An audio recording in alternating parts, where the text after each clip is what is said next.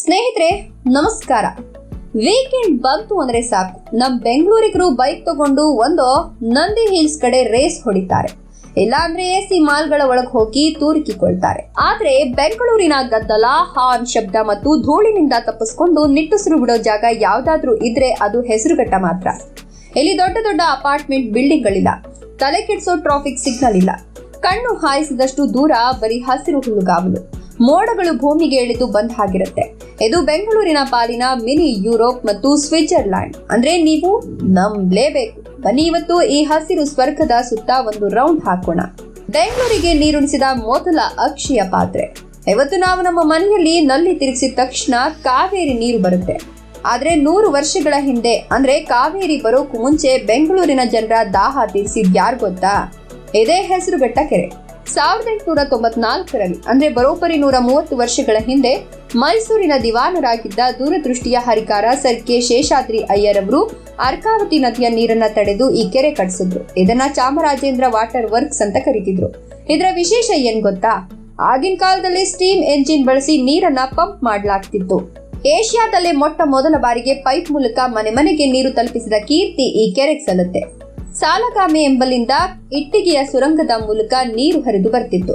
ಇವತ್ತು ಕೆರೆ ಒಣಗಿರಬಹುದು, ಆದ್ರೆ ನಮ್ಮ ಹಿರಿಯರ ಪ್ರಾಣ ಉಳಿಸಿದ ಸಂಜೀವಿನಿ ಇದೇ ಕೆರೆ ಅನ್ನೋದನ್ನ ನಾವು ಮರಿಬಾರದು.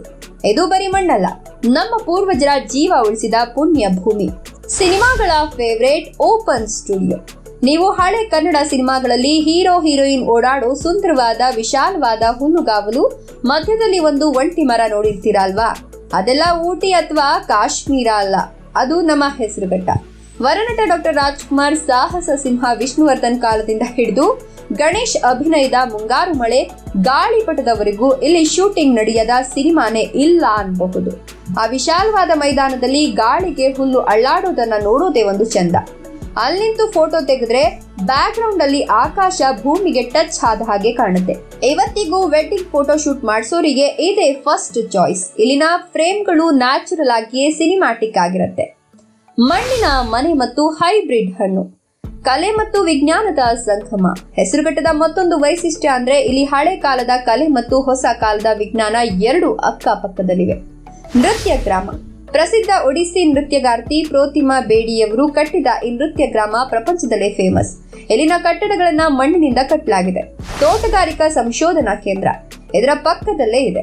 ನೀವು ಮಾರ್ಕೆಟ್ ನಲ್ಲಿ ನೋಡೋ ಕೆಂಪು ದಪ್ಪ ಮೆಣಸಿನಕಾಯಿ, ಸೀಡ್ಲೆಸ್ ದ್ರಾಕ್ಷಿ ಮತ್ತು ಎಷ್ಟೋ ಹೈಬ್ರಿಡ್ ಹೂವುಗಳು ಹುಟ್ಟೋದು ಇಲ್ಲೇ. ಇಲ್ಲಿನ ಅಣಬೆ ಲ್ಯಾಬ್ ಏಷ್ಯಾದಲ್ಲೇ ಪ್ರಸಿದ್ಧ. ಒಂದೆಡೆ ನೃತ್ಯದ ಲಯ, ಇನ್ನೊಂದೆಡೆ ವಿಜ್ಞಾನದ ಜಯ. ಬೆಂಗಳೂರಿನ ಕೊನೆಯ ಉಸಿರಾಟದ ಚೀಲ. ಸ್ನೇಹಿತರೆ, ಇದನ್ನ ಸೀರಿಯಸ್ ಆಗಿ ಕೇಳಿ. ಬೆಂಗಳೂರಿನಲ್ಲಿ ಉಳಿದಿರೋ ಏಕೈಕ ಮತ್ತು ಕೊನೆಯ ಹುಲ್ಲುಗಾವಲು ಅಂದ್ರೆ ಅದು ಹೆಸರುಘಟ್ಟ ಮಾತ್ರ. ಇಲ್ಲಿ ಚಳಿಗಾಲದಲ್ಲಿ ಯುರೋಪ್ ಮತ್ತು ಸೆಂಟ್ರಲ್ ಏಷ್ಯಾದಿಂದ ಅಪರೂಪದ ಹಕ್ಕಿಗಳು ವಲಸೆ ಬರ್ತವೆ. ಹದ್ದುಗಳು, ಗೂಬೆಗಳು ಮತ್ತು ಅಳಿವಿನಂಚಿನಲ್ಲಿರುವ ಲೆಸ್ಸರ್ ಫ್ಲೋರಿಕನ್ ಹಕ್ಕಿಗಳು ಇಲ್ಲಿ ಮಾತ್ರ ಕಾಣಸಿಗ್ತವೆ. ಫೋಟೋಗ್ರಾಫರ್ಸ್ಗೆ ಇದು ದೇವಸ್ಥಾನ ಇದ್ದ ಹಾಗೆ. ಆದ್ರೆ ದುರಂತ ಅಂದ್ರೆ ಇಲ್ಲಿ ಫಿಲ್ಮ್ ಸಿಟಿ ಮಾಡ್ತೀವಿ, ಥೀಮ್ ಪಾರ್ಕ್ ಮಾಡ್ತೀವಿ ಅಂತ ಪ್ಲಾನ್ ಮಾಡ್ತಿದ್ದಾರೆ. ಕಾಂಕ್ರೀಟ್ ಸುರಿದ್ರೆ ಇಲ್ಲಿನ ಪ್ರಾಣಿ ಪಕ್ಷಿಗಳು ಎಲ್ಲಕ್ಕೆ ಹೋಗ್ಬೇಕು? ಇದು ನಮ್ಮ ಮುಂದಿನ ಪೀಳಿಗೆಗೆ ನಾವು ಉಳಿಸ್ಕೊಡ್ಬೇಕಾದ ಆಸ್ತಿ. ಈ ಜಾಗ ಉಳಿಲೇಬೇಕು ಅಂತಾರ ಪರಿಸರವಾದಿಗಳು ಕೋರ್ಟ್ ಮೆಟ್ಟಿಲೇರಿದ್ದಾರೆ. ಸೈಕ್ಲಿಸ್ಟ್ಗಳ ಸ್ವರ್ಗ ಮತ್ತು ಲಾಂಗ್ ಡ್ರೈವ್ ಮಜಾ. ಹೆಸರುಘಟ್ಟ ರಸ್ತೆ ಅಂದ್ರೆ ಇದು ಬರೀ ಕಾರುಗಳಿಗಲ್ಲ, ಸೈಕಲ್ ಪ್ರಿಯರಿಗೆ ಇದು ಸ್ವರ್ಗ. ಬೆಳಗಿನ ಜಾವ 5 ಗಂಟೆಗೆ ಬಂದ್ರೆ ಮಂಚು ಮುಸುಕಿದ ರಸ್ತೆಯಲ್ಲಿ ನೂರಾರು ಜನ ಸೈಕ್ಲಿಂಗ್ ಮಾಡೋದನ್ನ ನೋಡಬಹುದು. ನಿಮಗೆ ಮನಸ್ಸು ಸರಿ ಇಲ್ದಿದ್ರೆ ಅಥವಾ ಸಿಟಿ ಗಲಾಟೆಯಿಂದ ತಲೆ ಕೆಟ್ಟಿದ್ರೆ ಸುಮ್ನೆ ಹೆಸರುಘಟ್ಟ ರಸ್ತೆಯಲ್ಲಿ ಒಂದು ಲಾಂಗ್ ಡ್ರೈವ್ ಹೋಗಿ. ರಸ್ತೆಯ 2 ಕಡೆ ಸಾಲು ಮರಗಳು, ತಂಪಾದ ಗಾಳಿ ನಿಮ್ಮನ್ನ ಸ್ವಾಗತ ಮಾಡುತ್ತೆ. ಅಲ್ಲಿನ ಕೆರೆ ಏರಿ ಮೇಲೆ ಕೂತು ಸೂರ್ಯ ಮುಳುಗೋದನ್ನ ನೋಡಿದ್ರೆ ಸ್ವರ್ಗ ಅಂದ್ರೆ ಇದೇನೇನೋ ಅನ್ಸುತ್ತೆ. ನಾಟಿ ಸ್ಟೈಲ್ ಊಟ. ಬೆಂಗಳೂರು ಗ್ರಾಮಾಂತರದ ಸೊಗಡು ಇಲ್ಲಿದೆ. ಹಾಗಾಗಿ ಇಲ್ಲಿನ ರಸ್ತೆ ಬದಿಯ ಡಾಬಾಗಳಲ್ಲಿ ಸಿಗೋ ಬಿಸಿ ಬಿಸಿ ರಾಗಿ ಮುದ್ದೆ ಮತ್ತು ನಾಟಿ ಕೋಳಿ ಸಾರು ರುಚಿ ನೋಡೋದನ್ನ ಮರಿಬೇಡಿ. ಜೋಳದ ರೊಟ್ಟಿ ಊಟ ಇಲ್ಲಿ ಫೇಮಸ್. ಮರದ ಕೆಳಗೆ ಕೂತು ಊಟ ಮಾಡೋ ಮಜಾನೇ ಬೇರೆ. ಸ್ನೇಹಿತರೆ, ನಮಗ್ ಬೇಕಾಗಿರೋದು ಪಿಕ್ನಿಕ್ ಮಾಡೋಕಷ್ಟೇ ಅಲ್ಲ, ಬೆಂಗಳೂರು ಉಸಿರಾಡೋಕೆ. ಈ ಹಸಿರು ಉಳಿದ್ರೆ ಮಾತ್ರ ನಾವು ಉಳಿಯೋದು. ಮುಂದಿನ ಸಲ ಅಲ್ಲಿ ಹೋದಾಗ ದಯವಿಟ್ಟು ಪ್ಲಾಸ್ಟಿಕ್ ಬಾಟಲ್, ಕಸ ಎಸ್ತು ಬರಬೇಡಿ. ಆ ಪ್ರಕೃತಿಯನ್ನ ದೇವ್ರ ತರ ನೋಡಿ. ಯಾಕಂದ್ರೆ ಮಾಲ್ಗಳನ್ನ ಕಟ್ಟಬಹುದು, ಆದ್ರೆ ಇಂಥ ಹೆಸರುಘಟ್ಟವನ್ನ ಮತ್ತೆ ಸೃಷ್ಟಿ ಮಾಡೋಕೆ ಯಾವ ವಿಜ್ಞಾನಿ ಕೈಯಲ್ಲೂ ಆಗಲ್ಲ. ನಿಮ್ಮ ಏರಿಯಾ ಬಗ್ಗೆ ಕೂಡ ತಿಳ್ಕೊಳ್ಬೇಕಾ? ನಿಮ್ಮ ಏರಿಯಾ ಯಾವುದು ಅಂತ ಕಮೆಂಟ್ ಮಾಡಿ. ಈ ವಿಡಿಯೋ ಇಷ್ಟ ಆಯ್ತಾ? ಹೆಸರುಘಟ್ಟದ ಬಗ್ಗೆ ನಿಮ್ಮ ಅನಿಸಿಕೆಯನ್ನ ಕಮೆಂಟ್ ಮಾಡಿ ತಿಳಿಸಿ, ಲೈಕ್ ಕೊಟ್ಟು ಶೇರ್ ಮಾಡಿ ಹಾಗೂ ಫಾಲೋ ಮಾಡಿ.